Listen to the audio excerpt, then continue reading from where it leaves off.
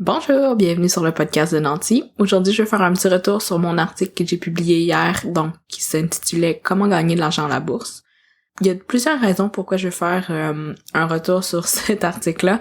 Premièrement, c'est parce que dans la vie de tous les jours, je travaille en marketing web et je veux améliorer le SEO de mon blog nancy.ca.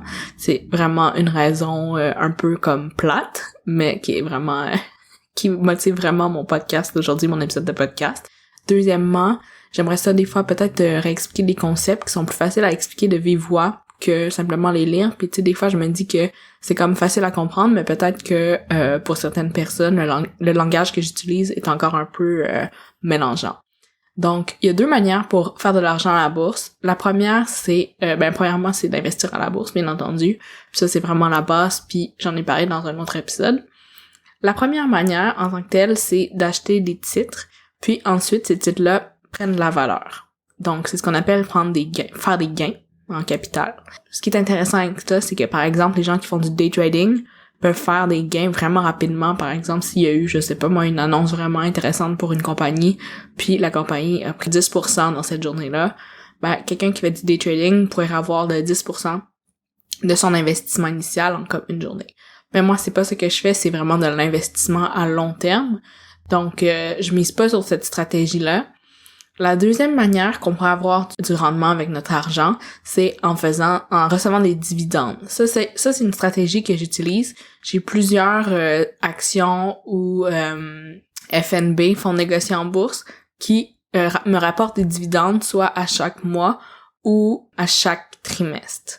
En fait, non, c'est même pas vrai, j'en ai pas à chaque mois, mais c'est une forme de dividende qu'on peut recevoir, dépendamment des compagnies, comme par exemple des compagnies qui investissent dans le marché de l'immobilier. Des fois, étant donné qu'ils vont collecter des loyers à chaque mois à leurs locataires, eux, ils sont capables de donner des dividendes à chaque mois. Bref. Moi, j'en ai pas dans mon portfolio encore. Mais ces dividendes-là, ce qui est intéressant, c'est que si on peut les accumuler dans notre compte d'investissement, puis les réinvestir. Les dividendes, c'est une partie, par exemple, des profits qu'une compagnie fait, puis ces profits-là, ils les redistribuent à travers tous les investisseurs qui ont des titres en bourse. C'est super le fun de recevoir de l'argent passivement comme ça, simplement parce qu'on a investi dans une compagnie. Avant-hier,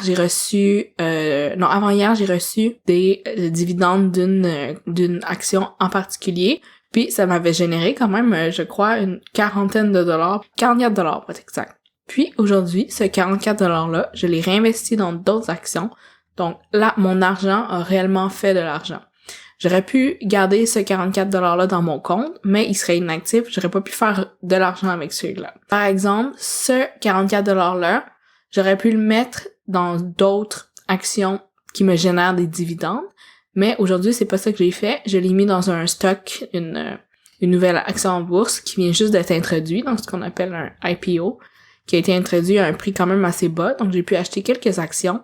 Ça en espérant justement que cette action-là gagne du capital, puis sur le long terme, ce sera payant. Donc ça, c'était les deux manières de comment faire de l'argent avec la bourse. Il y a une autre manière que j'ai pas abordée dans mon article, qui s'appelle un DRIP. Donc ça, c'est si tu as un assez grand nombre d'actions, puis ces actions-là te rapportent un dividende mensuel ou trimestriel.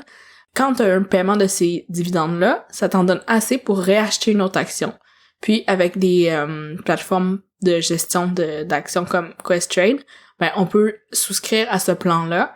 Puis à chaque fois qu'il y a des dividendes, t'en as assez, ils rachètent une autre action. Donc t'as pas besoin de payer des frais pour acheter cette action-là. C'est vraiment tout fait automatiquement, puis ça te permet vraiment de t'asseoir sur tes revenus passifs puis vraiment rien faire.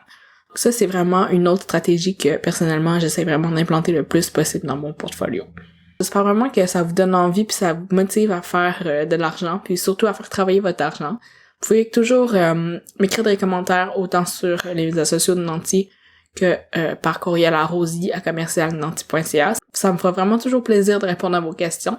Puis si vous voulez juste plus d'informations sur les actions que j'ai achetées, comme j'ai dit dans l'autre épisode de podcast, je donne pas nécessairement les titres que j'ai achetés durant le podcast parce que c'est pas le but, c'est vraiment plus de vous inspirer, mais ça me fera vraiment toujours plaisir de répondre à vos questions.